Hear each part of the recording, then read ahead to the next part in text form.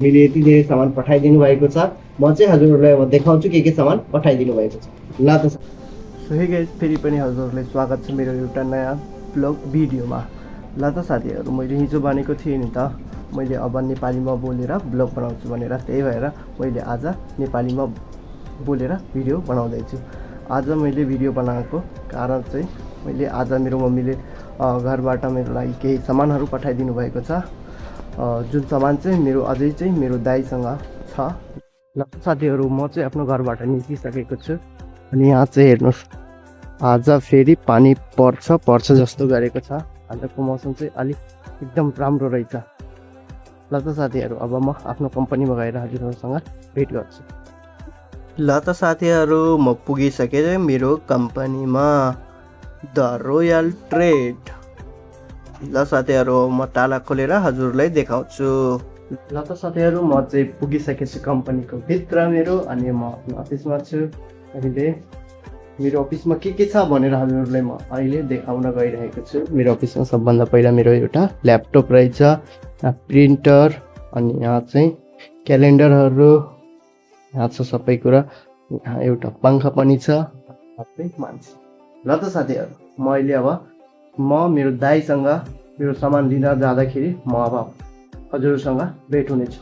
ल त साथीहरू, संगरी हमरे जाने लेटे अपन दादा लगे सामान ले, हमन मम्मी पठा दिल मन के सामान वही वाला सामान। अब हम अपन दादा लगे जाते हैं अपने सबको जान के जुड़ल लाल जाए हमारे ब्लॉग में, आणि हम और हमन भाई आए थे तो दू जने हमरे जाती सामान ले। ला तो संगरी सबको जान के जुड़ल लाल जाए, अनि कहाँ बा हम दादा काम कर देखा रात में।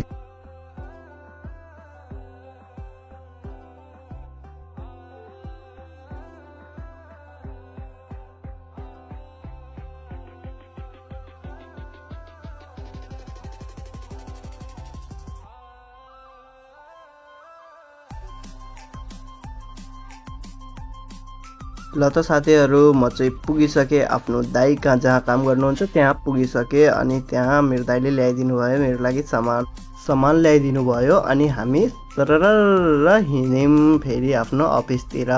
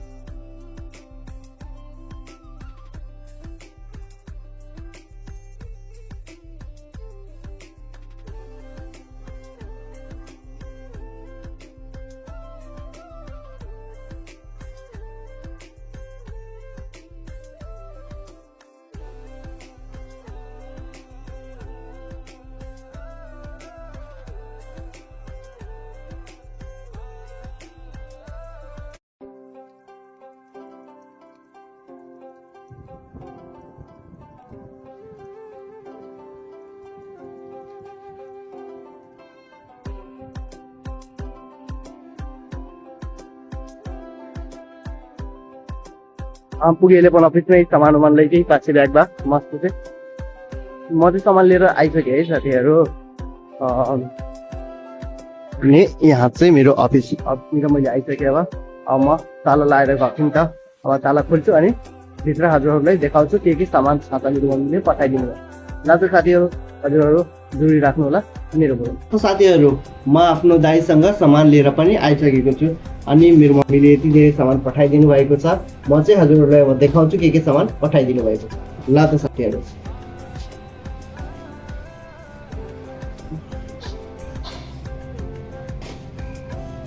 ल निस्क्यो।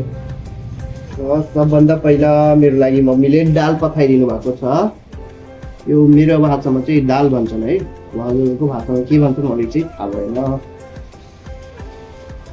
अनि मैले अस्ति नै देखाएको, रोक्नु है, यति धेरै सामान पठाइदिनु भएको छ। मेरो एक हप्ताको लागि मेरो तरकारी यही पुग्छ।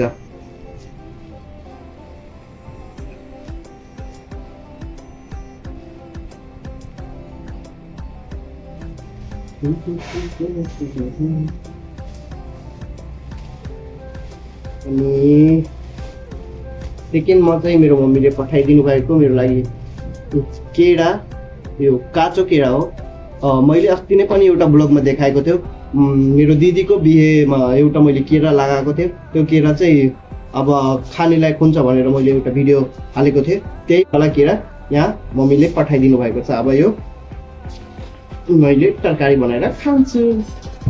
सेकेन्ड भान्टा पठाइदिनु भएको छ। भान्टा भयो अनि यो हाम्रो भाषामा चाहिँ यसलाई कुर्दुन भन्छ है। अब हजुरको भाषामा के भन्छ त्यो त मलाई थाहा भएन। यो कुर्दुन पनि अनि भान्टा पनि पठाइदिनु भएको छ। यति धेरै छ, यसमा कुर्दुन र भान्टा मिक्स छ। ल त साथीहरू, मेरो मम्मीले यति धेरै सामान पठाइदिनु भएको थियो अनि मैले अब एक हप्ताको लागि केही किन्न पर्दैन।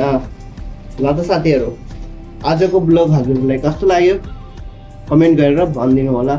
ल त साथीहरू, आजको ब्लग चाहिँ यति नै थियो। अब अर्को ब्लगमा हामी भेट्नेछौँ। ल त साथीहरू, अपने सबको जन की कैसा लगा ली वीडियो बता दिया जाए। मोर अली नेपाली कहूँ बीच कहूँ गलत हो रहे थे मुझे क्षमा कह दिया जाए। कि वही बताई ल्याउ नि मुझे उतना प्रॉपर तरीका से ना याद। ल त साथीहरू, आजको ब्लग चाहिँ यहीसम्म। ल।